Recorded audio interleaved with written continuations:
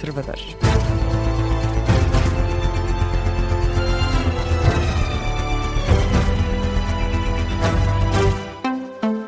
Começa agora o Jornal das 4, edição de Luís Soares. O Primeiro-Ministro anunciou uma linha de apoio de 600 milhões de euros destinada a financiar algumas empresas. Empresas cujos custos da energia representam mais de 20% dos custos de produção.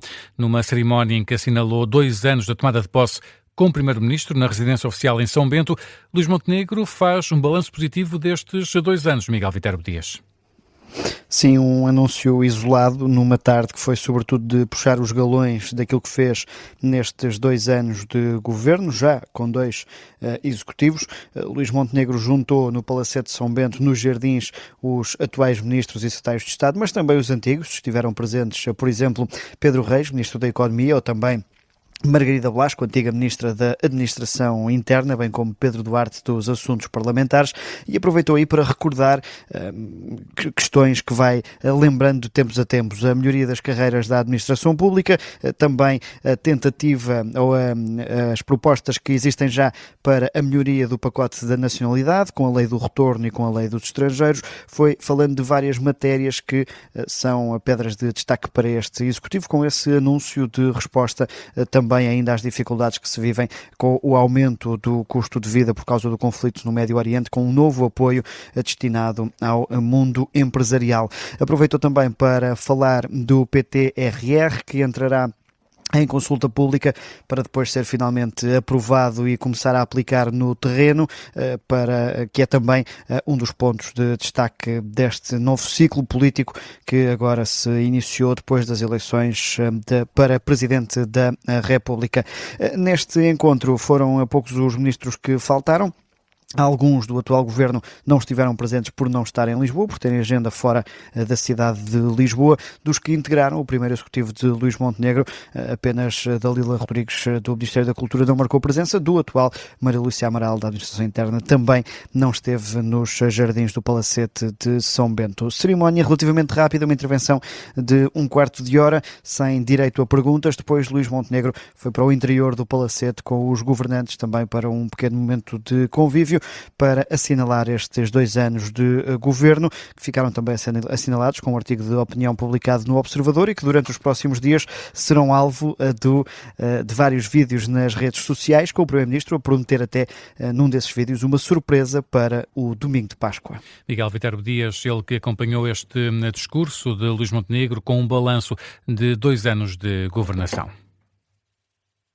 Seguimos com as notícias. Para evitar reclamações, o Presidente da Assembleia da República decidiu estender o prazo para a entrega de candidaturas aos órgãos externos do Parlamento. Depois da tolerância de ponto decretada para hoje à tarde e também para segunda-feira no Parlamento, Aguiar Branco adiou para terça, à hora de almoço, a entrega das listas para o Tribunal Constitucional, Conselho de Estado e outros órgãos externos. Aos jornalistas, José Pedro Aguiar Branco garante que a decisão foi pessoal e que até o momento ainda não recebeu qualquer lista. Para que se evite qualquer tipo de problema, entendi que devia estender até ao primeiro dia útil a seguir à tolerância de ponto. Isto não prejudica absolutamente nada as eleições, ocorreram no dia 16 e conjuga-se melhor com o facto de haver tolerância de ponto.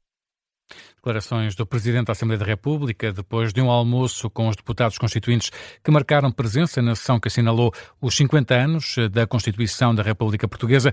Ora, José Pedro Aguiar Branco desvalorizou ainda o incidente com André Ventura durante a sessão solene que levou à saída de vários deputados constituintes das galerias. Não vamos, por um incidente, fazer, digamos, que a gota faça, de alguma forma, tirar brilho àquilo que é o brilho do dia. Em resposta ao discurso de António José Seguro, que pediu que se evitasse a partidarização dos tribunais, o Presidente do Parlamento diz que os juízes têm um histórico de independência face a quem os indicou. Seria até uma menorização dos candidatos se achássemos que os candidatos para um órgão tão importante como o Tribunal Constitucional ficassem amarrados à indicação que venha desta ou daquele partido político e não passam atestado de minoridade em relação aos juízes do Tribunal Constitucional, que aliás podem ser sempre sujeitos à crítica das suas decisões, mas isso faz parte do jogo democrático, mas não quanto à motivação do ponto de vista das posições que tomam, que é, na sua consciência, aquela que corresponde à interpretação que cada um faz da Constituição. Declarações de Aguiar Branco em resposta ao discurso do Presidente da República na sessão desta manhã. António José Seguro deixou esse aviso numa altura em que não é conhecida a solução para os órgãos externos do Parlamento. No discurso que fez nesta sessão solene, António José Seguro sublinhou que é preciso, então, evitar a partidarização dos tribunais. A todos é exigido um comportamento exemplar. Honrar a Constituição é também cumprir com prontidão, evitando que o necessário se torne excessivamente tardio. Tal como deve ser responsabilidade de todos, preservarmos os tribunais de leituras ou debates que possam sugerir a sua partidarização, salvaguardando a sua autoridade, imparcialidade e compromisso exclusivo com a Constituição da República. O Presidente da República defende que os portugueses não estão frustrados com a lei fundamental, diz que não é a Constituição que impede a resolução dos problemas do país. Uma Constituição mais se faz do que se escreve e temos muito para fazer.